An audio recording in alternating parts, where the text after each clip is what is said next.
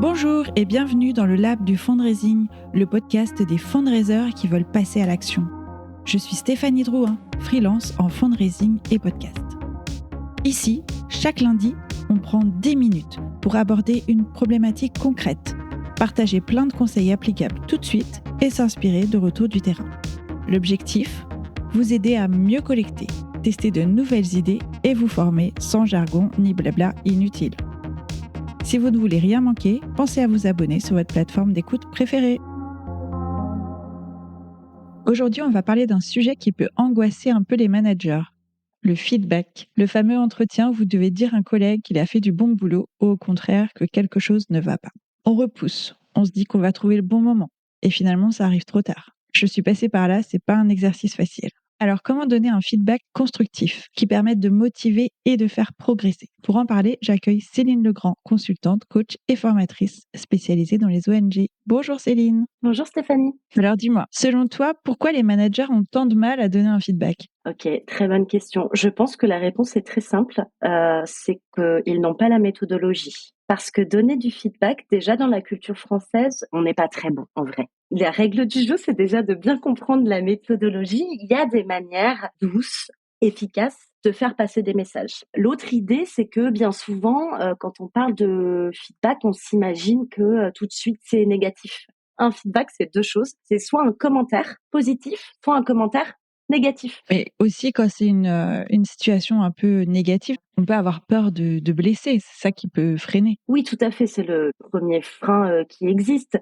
Mais il faut vraiment garder en tête qu'un feedback, c'est le retour d'une personne à une autre personne à propos d'une situation, d'un comportement ou d'un travail réalisé. Quand je fais un feedback à quelqu'un, je cherche, alors si c'est un feedback positif, je cherche à mettre en évidence ce qui marche bien pour renforcer les bonnes pratiques. Si je suis sur un feedback négatif, je cherche à mettre en évidence ce qui n'est pas optimal. Je vise l'amélioration d'un travail ou d'une situation. Et pour aider les managers à se déstresser par rapport à ça, il y a quand même cette idée, tu vois, ça vient de la communication non violente, mais on dit toujours qu'un feedback négatif, ça va consister à être dur avec les problèmes, mais doux avec les personnes. Je ne cherche pas à attaquer quelqu'un, je ne cherche pas à lui faire du mal, je ne cherche pas à le critiquer. Je vise à optimiser un écosystème donné. Ouais, il faut surtout pas faire la confusion entre feedback et jugement. Justement, qu'est-ce que tu conseilles pour que ce soit un échange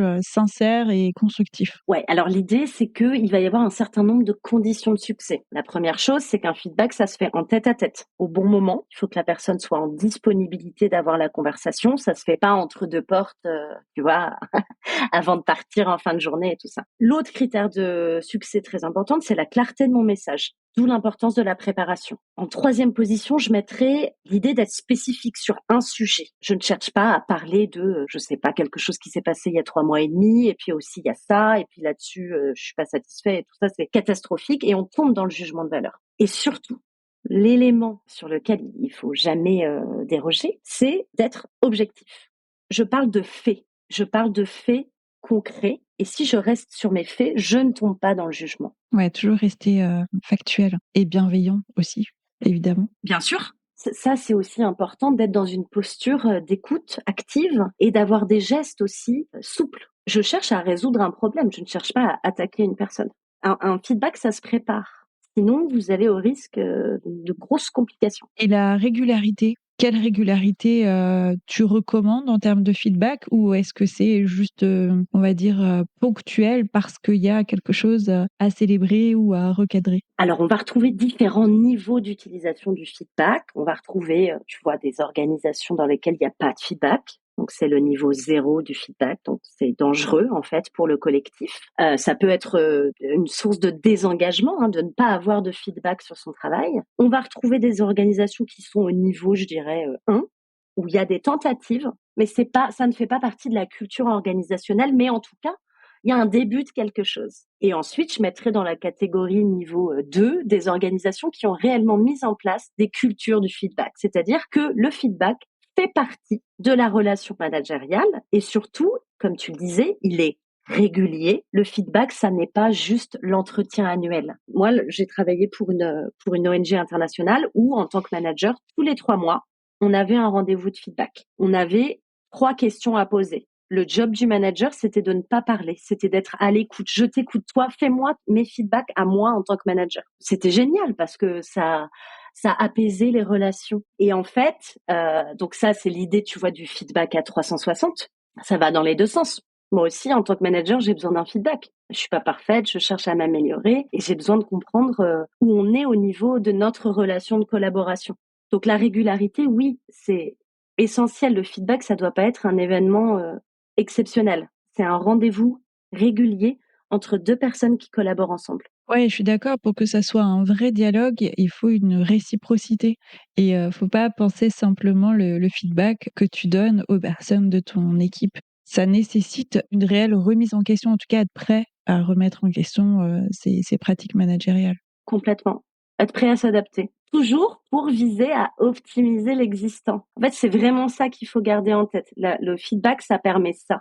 C'est une forme de reconnaissance. Hein. Ça permet de reconnaître, de motiver son équipe. Ça permet d'avoir des échanges qui sont beaucoup plus constructifs.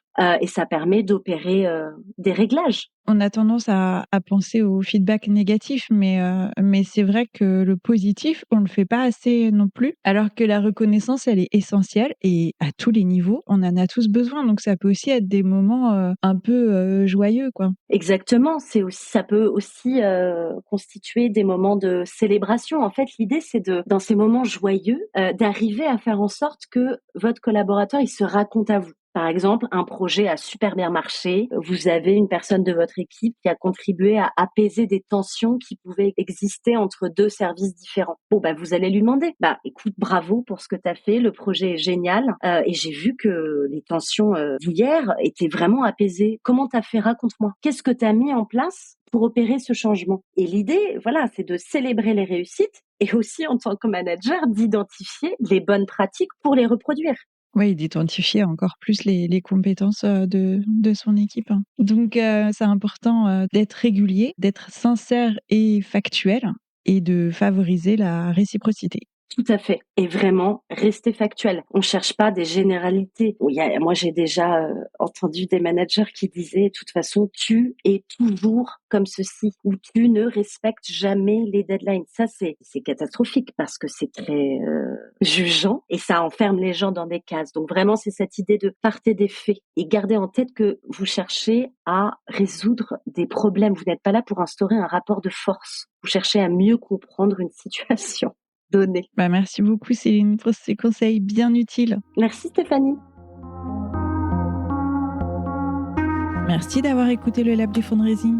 Si cet épisode vous a été utile, abonnez-vous au podcast pour retrouver chaque lundi de nouvelles idées et de nouveaux conseils. Et si vous voulez soutenir le Lab, laissez un avis sympa et 5 étoiles sur votre plateforme d'écoute ou partagez l'épisode autour de vous. Allez, on se retrouve la semaine prochaine pour un nouvel épisode.